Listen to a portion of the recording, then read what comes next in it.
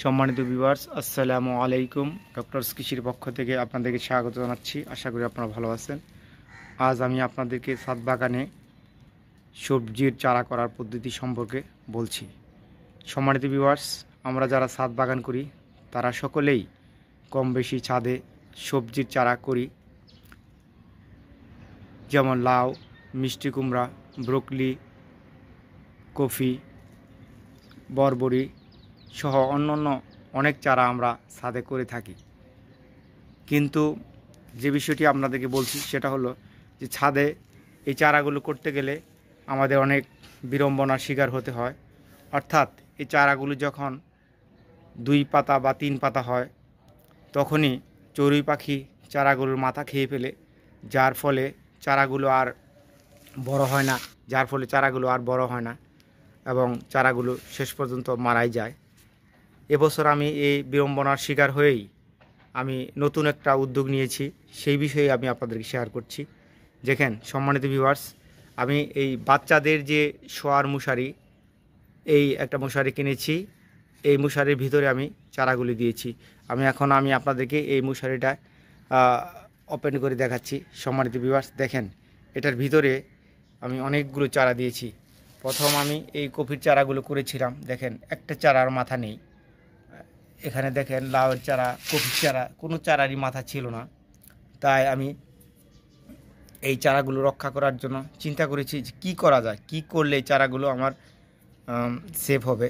তাই আমি এই পরবর্তীতে চারা করার পূর্বে এই চিন্তা করার পর দেখেন এই চারাগুলো আমি দিয়েছি। এখানে এই চারাগুলো মাশাআল্লাহ, এখানে রয়েছে বরবরি, তারপর হলো লাউ, মিষ্টি কুমড়া সহ অনেক চারাই রয়েছে, যে চারাগুলো এখন পর্যন্ত আল্লাহর রহমতে কোনো সমস্যা হয়নি। তো আমি এই বাচ্চাদের মশারির ভিতরেই এই চারাগুলো রোপণ করেছিলাম, যার পরিপ্রেক্ষিতে আজকে চারাগুলো কোনো ক্ষতিগ্রস্ত হয় নাই। সম্মানিত ভিউয়ার্স, আপনারাও হয়তোবা অনেকেই চারা করতে গিয়ে অনেক সমস্যার সম্মুখীন হচ্ছেন। তাই আমি আপনাদেরকে বলবো, চারা করার পূর্বে আপনারা পলিতে বা এরকম কাপে যদি দেন, তাহলে এই কাপগুলো আপনারা প্রথমেই এই একটা বাচ্চাদের মশারির ভিতরে রেখে তারপরে চারাগুলো দিবেন। দেখেন মাশাআল্লাহ, এই চারাগুলো কত সুন্দর শিকড় দিয়েছে এবং চারাগুলো সুন্দরভাবে বৃদ্ধি পাচ্ছে। সম্মানিত ভিউয়ার্স, এই পলির ভিতরে দেখেন কত সুন্দর শিকড় দিয়েছে। আর 1 সপ্তাহ পরে চারাগুলো রোপণ করা যাবে। এখানে চারা দেওয়ার পদ্ধতি হলো যে এই পলিটা নিচ থেকে একটু এখান দিয়ে ফুটা করে, কাপগুলো ফুটা করে দিতে হবে। এই নিচ দিয়ে দেখেন আমি ফুটা করে দিচ্ছি। এটা আপনারা কোনো কিছু গরম করে এই ফুটা করে দিতে পারেন, অথবা কোনো চোকা জাতীয় কোনো কিছু দিয়েও আপনারা ফুটা করে দিতে পারেন। সম্মানিত ভিউয়ার্স, আশা করি আপনারা আপনাদের ছাদ বাগানের জন্য সুন্দরভাবে এভাবেই নিজ হাতে চারা তৈরি করবেন। তৈরি করে তারপরে আপনারা ছাদ বাগানে রোপণ করবেন। দেখেন এখানে আমি কপি, ফুলকপি, ব্রোকলি এবং বাঁধাকপির চারা দিয়েছি। এই চারাগুলো আমি একবার দিয়েছিলাম যখন পাখি খেয়ে ফেলে, পরবর্তীতে আবার আমি এই চারাগুলো দিয়েছি। মাশাআল্লাহ, দেখুন কত সুন্দরভাবে চারাগুলো গজাচ্ছে।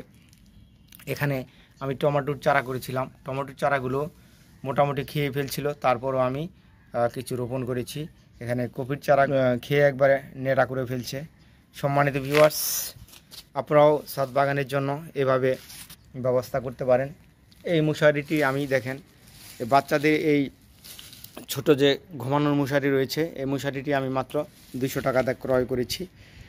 আর যদি আসলে আমি অনেক চিন্তা করেছি যে এই চারাগুলো কিভাবে রক্ষা করা যায়, এই রক্ষা করতে গিয়েই আমি এই মশারিটা কিনেছি। দেখেন কত সুন্দরভাবে ঢেকে রাখি। এখানে ঢেকে রাখলে সুন্দরভাবে পাখি আর কোনো দিকে ঢোকার সুযোগ থাকবে না। সম্মানিত ভিউয়ার্স, আশা করি আপনারা আমার এই ভিডিওর মাধ্যমে আপনারা ছাদ বাগানের জন্য কিভাবে সবজির চারা করবেন এবং চারাকে চড়ুই পাখির হাত থেকে রক্ষা করবেন এ বিষয়ে একটা সুস্পষ্ট ধারণা পেয়েছেন। আজকে যদি আমার এই ভিডিওটি আপনাদের ভালো লাগে তাহলে আমার পেজটি সাবস্ক্রাইব করতে পারেন। সম্মানিত ভিউয়ার্স, আজ তাহলে এ পর্যন্তই। সবাইকে ধন্যবাদ। পরবর্তী অন্য কোনো ভিডিও নিয়ে আপনাদের সাথে দেখা হবে। আসসালামু আলাইকুম।